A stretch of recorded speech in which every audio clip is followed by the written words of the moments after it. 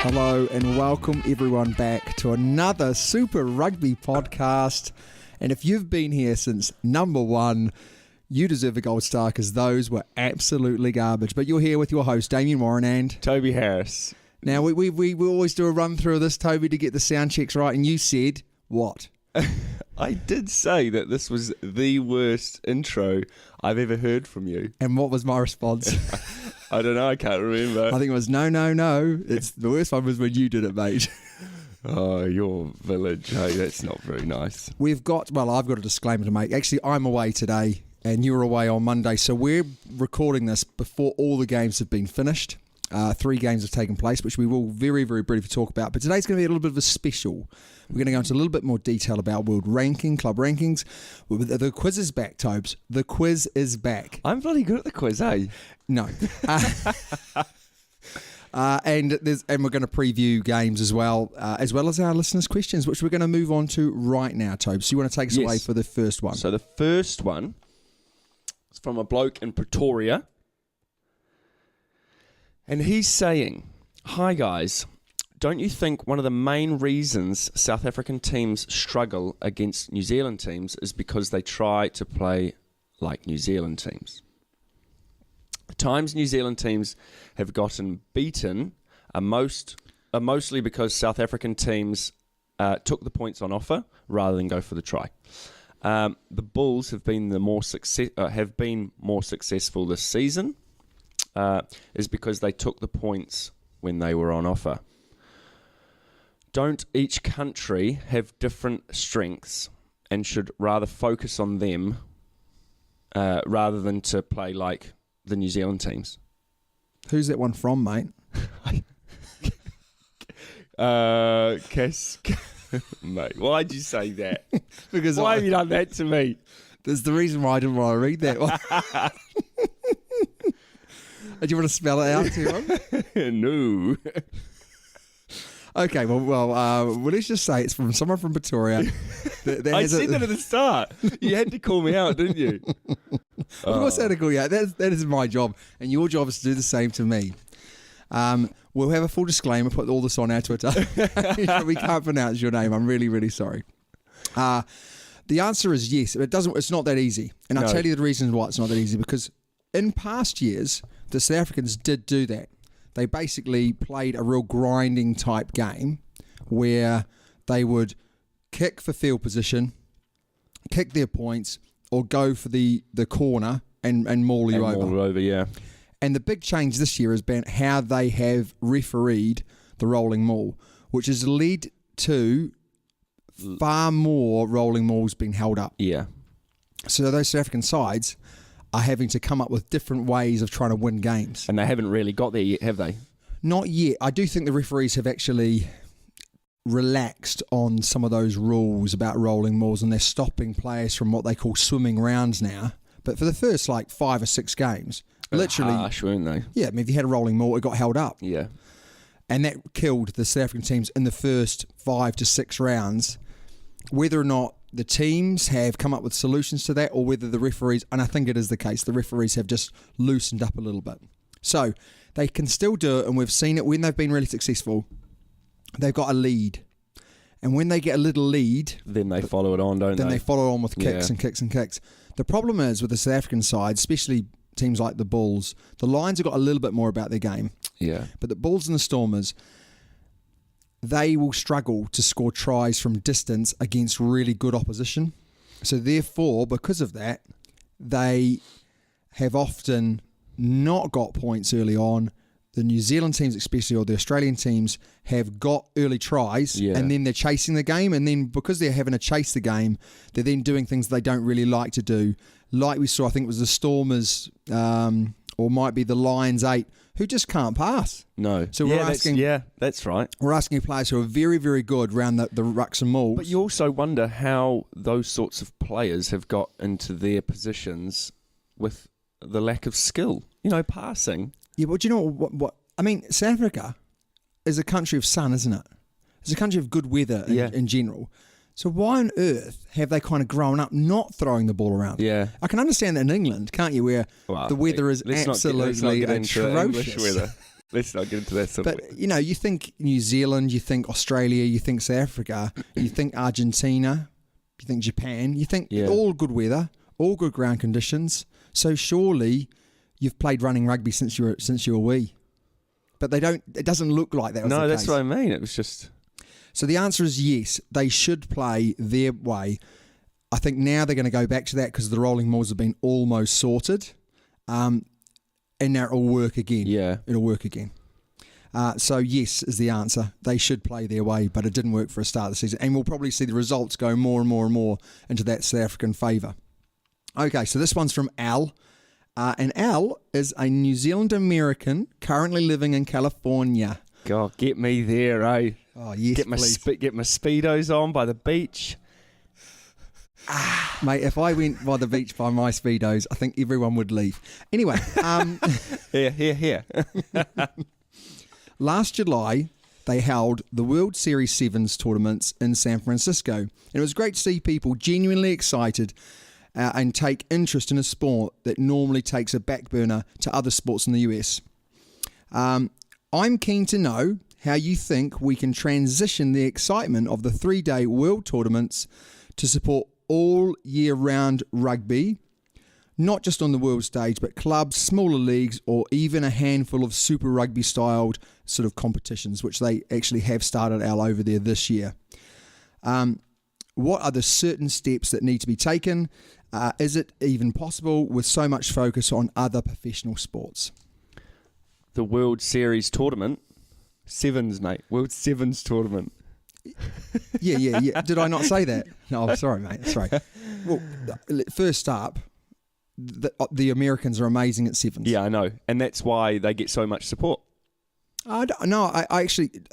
We have had, which you wouldn't know about, Toast, because you don't even deal with anything when it comes to technology on the Super Rugby podcast. We've had a number of people... Hey, I've got a laptop. You used my laptop a couple of weeks ago. I don't know how to turn it on. That's why I gave it to you. But we've had a number of people from America saying that the game is growing and growing and growing. Mm. And some of those people have said, which was really interesting, the main reason why it's growing is because, one, you can see it on TV in certain parts of America now. Yeah. Especially with, the old IPTV services, which is Internet Protocol Services, mate, which you might know about. Well, hang on, what was that, sorry? IT what? So they can see it now. But the other reason why, which I thought was really, really interesting, was lots of NFL players or lots of American football players are coming to play the game. They're converting now, aren't they? And they're loving it because they get to do stuff for 80 minutes. Whereas normally they just sit on the sideline. 5 hours. Well, yeah, but they also sit on the sideline, don't they? For like long portions of the game. They're constantly moving and it's only 80 minutes. Doesn't take up your whole day. Yeah. And the other thing they're loving is the fact that they get to call the plays. Whereas normally on an NFL kind of setup or American football, it's the coach. Yeah. Coaching staff are saying, do this, do that. They're almost like, they feel like they're like robots. Yeah. Whereas when they're playing rugby, they're like, wow. It's more off the cuff, isn't it? Off the cuff. They're making the calls out on the pitch. There is no interaction between the coaches and the players apart from water boys and stuff coming on.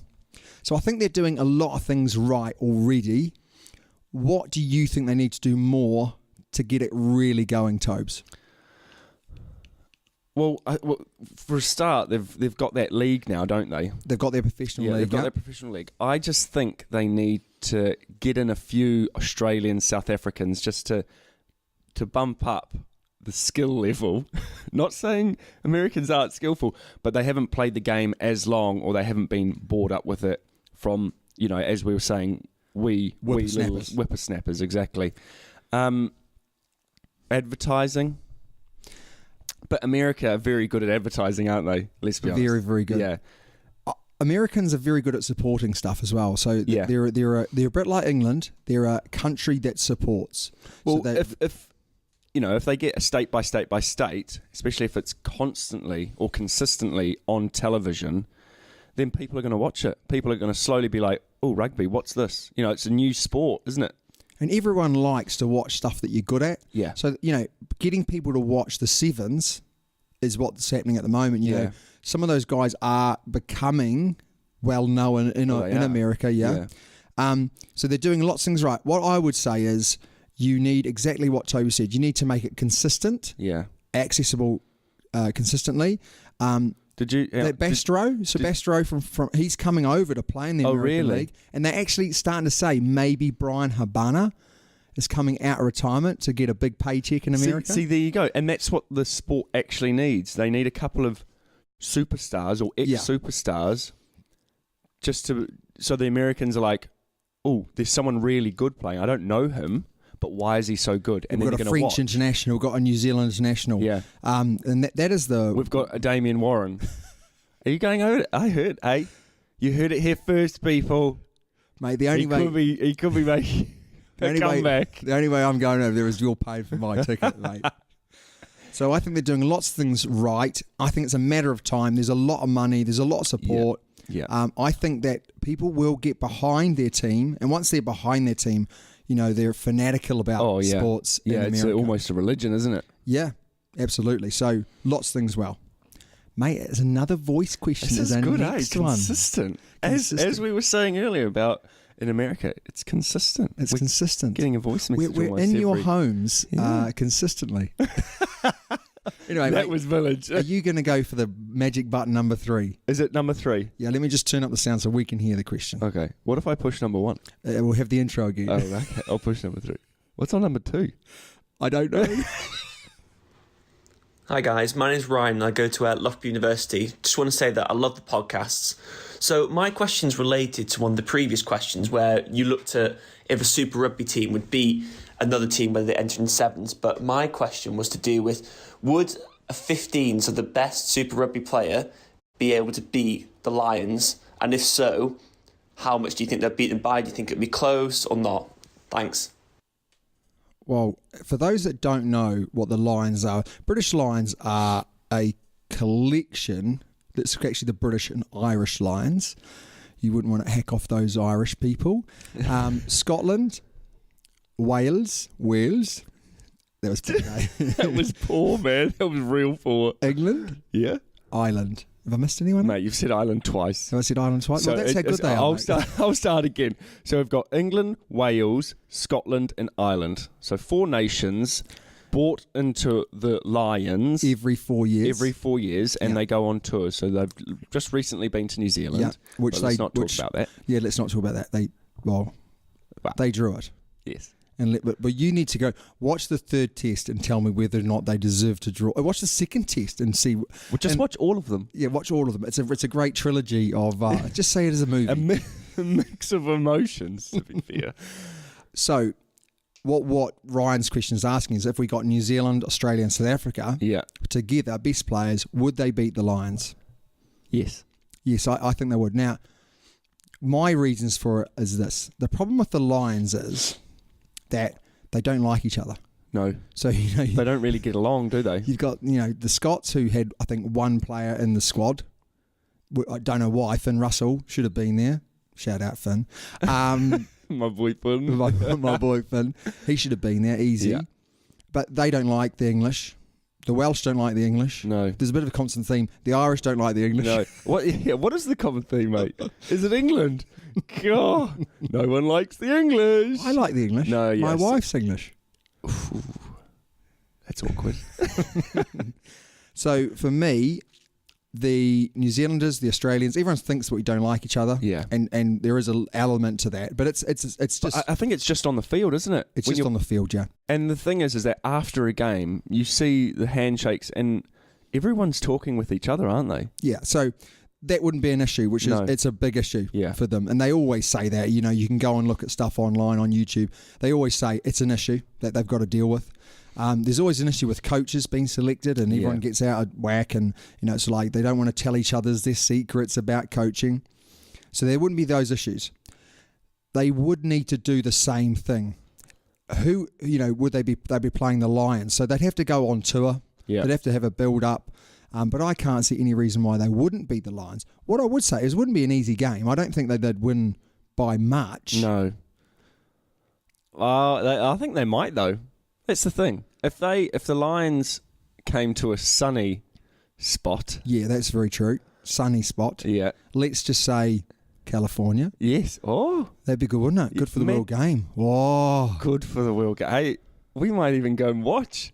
I'd go and watch. I'll bring my speeds. No, I think it would be close, but it just depends on how long the build-up is. You know, how many weeks or how many months do we get to train together and all that sort of thing. It would be, yeah. I mean, the problem would be that, you know, obviously they'd want to be doing the same thing. Oh, definitely, yeah. We'd be wanting to do the same thing at the same time. So you wouldn't have the quality opposition to play against. No. But as a one-off game, it would be awesome, wouldn't it? You could even just do like the British and Irish like Barbarians side and give them, let's say, 2 weeks to work together. Yeah. And, you know, a Sanzar team. I'm going to mute that. I would like to coach that team. I'll take about £1 million just to coach it. Do you a deal? Can I be an assistant?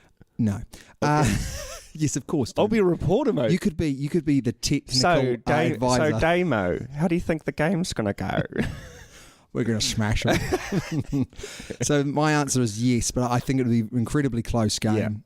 It'd be brutal. But like you said, it would be great for the fantastic. World Game. It'd be great for the World Game. Be amazing, wouldn't it? Yeah. Be amazing. And it would be something that genuinely I would love to go and watch, and I'd pay a good amount of money to do that. Yeah. That is the end of our wonderful listeners' questions. Yeah. But Toby, we never plug ourselves enough. No. So how do they get hold of us? How do they how do you get your questions answered on this program? Okay. So we've got the Twitter, and the Twitter is Damien, because I never go on it. Well, I've never been on it. Is it at Super Rugby Pod? Yeah. Well, you're good, are you? Yeah. Listen to me. It's called memory. The Gmail, you can either send it to the Super Rugby Pod or Super Rugby Pod. I've covered both bases there. And really, other than calling us direct, which we wouldn't recommend, that's about it, really, to get hold of us. Have we put our numbers on? No. No. No, let's not do that. Especially not yours, mate. You get too much action coming in with you. Up next is we are actually going to look at the world rankings, something that we brought up in a past episode and put on our Twitter. And we're going to go through that next.